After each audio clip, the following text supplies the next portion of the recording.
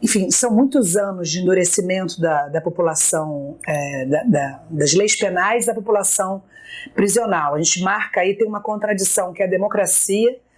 A redemocratização no Brasil significou um aumento das penas, um aumento das estratégias repressivas, né? Talvez por uma lógica estrutural de conter, né, essa liberdade adquirida pelos cidadãos brasileiros depois de 1985, quando o Brasil volta à normalidade. E o que a gente observa dessas leis desde então é um endurecimento constante.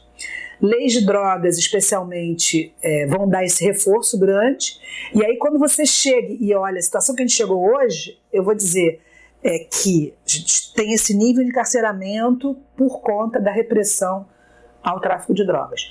Uma repressão que não consegue dar sensação de segurança pública para ninguém, não reduziu o consumo e nem reduziu as drogas em circulação no mercado ilícito, mas encheu as penitenciárias. Então, para mim, o que a gente chama de crise hoje, na verdade, é um projeto, porque vem sendo intensificado desde, eu diria, desde da década de 90, que está atingindo seu ápice com o fortalecimento, até agora pelo menos seu ápice, fortalecimento das facções criminosas, que são as responsáveis também pelo tráfico internacional, que se articulam com o tráfico internacional e que se aproveitam da ausência de políticas públicas, da ausência do Estado, para recrutar, né, e organizar essa massa carcerária absolutamente vulnerável que fica nas prisões em condições absolutamente deploráveis.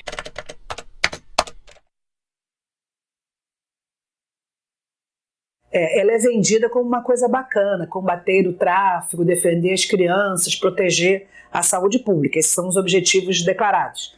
Na prática, é uma forma de intensificação desse controle social sobre a pobreza, justamente que vai se dirigir aonde vão se organizar, pelo menos o varejo desse mercado altamente lucrativo, mas ilícito, nas comunidades ou favelas, onde a polícia chega com maior dificuldade. Então, nesse sentido, a política de drogas, a política repressiva, é uma grande desculpa para intervir nessas comunidades. Então, ela serve para prender pessoas e para controlar essa população, que ainda que não seja presa, ela é vigiada pela polícia, porque aquele espaço já é identificado, né, e esses espaços onde se concentra a pobreza já são identificados como espaços de crime, portanto, vigilância policial. Mas, na verdade, essa vigilância policial, ela tem por objetivo conter essa população, que é vista como perigosa, porque ela também tem esse papel, vamos dizer assim, de tentar controlar essa juventude, especialmente, que é quem vai presa e é que sofre em maior grau a desigualdade social e que sofre com a falta de políticas públicas. Então, que tipo de política pública chega nessa população? A política repressiva, a política social chega com muita dificuldade ou não chega.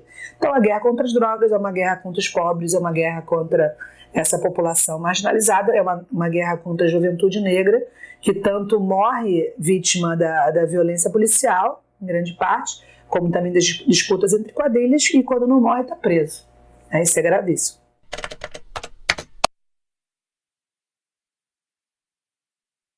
Bom, são várias perspectivas, né? Em primeiro lugar, eu entendo que cabe fazer uma crítica ao Poder Judiciário. O Poder Judiciário prende muita gente que não deveria estar presa, ou seja, a gente não precisaria nem mudar a lei. Eu tenho isso muito claro. Basta aplicar o princípio da presunção de inocência, reduzir o número de presos provisórios, aplicar a lei das penas alternativas, que vai permitir a esses pequenos traficantes, desde logo, que sejam submetidos a medidas alternativas e não ao encarceramento. Só isso já reduziria, tirar mulheres grávidas do sistema. Olha que coisa básica, né? Mesmo assim, elas estão lá provisórias, a grande maioria negras e pobres. E aplicando a lei. Então, começa aplicando a lei, a gente já reduziria um pouco esse quadro. Papel judiciário. Por parte do Poder Executivo, tem que haver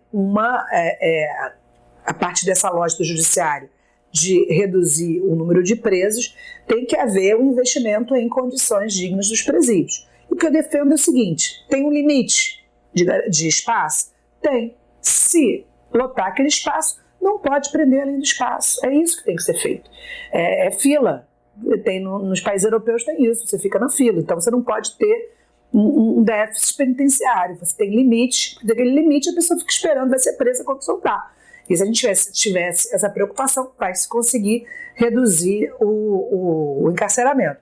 Por outro lado, tendo uma ação, e aí também o Executivo e o Legislativo tem um papel importante nisso, que é investir em prevenção, investir em políticas públicas, né? Se você vê hoje um jovem na rua, uma criança morando na rua ou uma pessoa que precise de assistência social, tem que ter essa intervenção aí primária, não deixar o agravamento da situação social. E o grande problema que a gente tem hoje é que nessa crise, nessa perspectiva de lidar com a crise por meio do ajuste fiscal, que está limitando, por meio do teto de gasto, saúde, educação e outros tipos de investimento, isso vai agravar a condição social, isso possivelmente vai ser gerador de mais criminalidade, e ao mesmo tempo vai demandar do Estado mais investimento em penitenciária. Portanto, mesmo nessa perspectiva do ajuste fiscal, é que eu entendo que o Estado deveria gastar menos com punição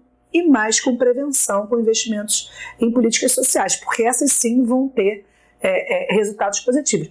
Pode parecer algo meio contraproducente, porque esse discurso simbólico é muito forte, mas a gente tem pesquisas e tem evidências que vão apontar isso. Quais são os melhores mecanismos? Investir em políticas sociais. E, por fim, que é o que eu venho estudando há alguns anos, eu entendo que a gente deve descriminalizar, tirar qualquer contato do usuário com o sistema penal, ampliar os serviços para aqueles que demandam atendimento, assistência, que não são todos os usuários hoje de substâncias ilícitas, e avançando nessa descriminalização, eu defendo a regulamentação de todos os tipos de droga.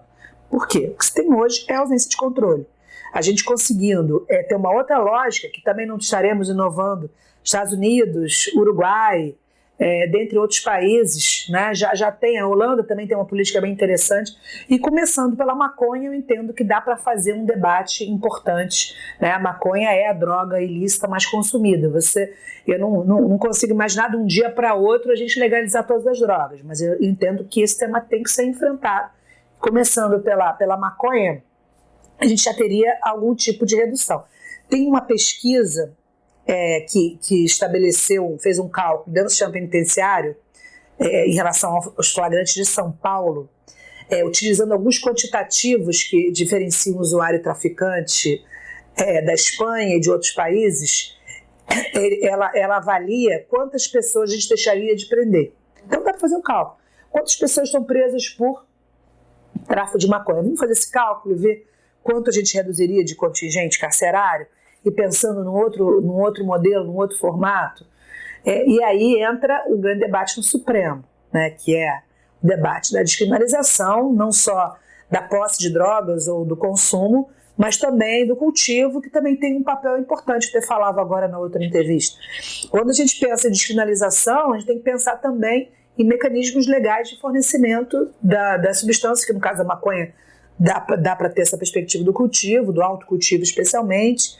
Então, o que eu entendo é que a gente tem que enfrentar sem moralismo esse tema, entender, vamos analisar quais são os efeitos disso. Nós temos pesquisadores no Brasil inteiro que têm capacidade, economistas que podem fazer esse cálculo. Quanto a gente esvaziaria os penitenciários se descriminalizasse ou se legalizasse, por exemplo, o consumo e a venda de maconha? Quanto a gente economizaria? Ou quanto a gente economizaria em termos aí de mais quantitativos financeiros mesmo, investindo em políticas sociais, né? Quanto menos garotos fora da escola, e a gente reduziria, por exemplo, de crimes patrimoniais, tirando essas pessoas da rua, tirando esses jovens, né, de uma situação conflitiva e inserindo eles num contexto da cultura, da educação, com acesso à saúde, com assistência. A gente tem que enfrentar isso com políticas públicas. Enquanto ficar um discurso simbólico, a gente vai ter mais do mesmo e muita gente lucrando com isso.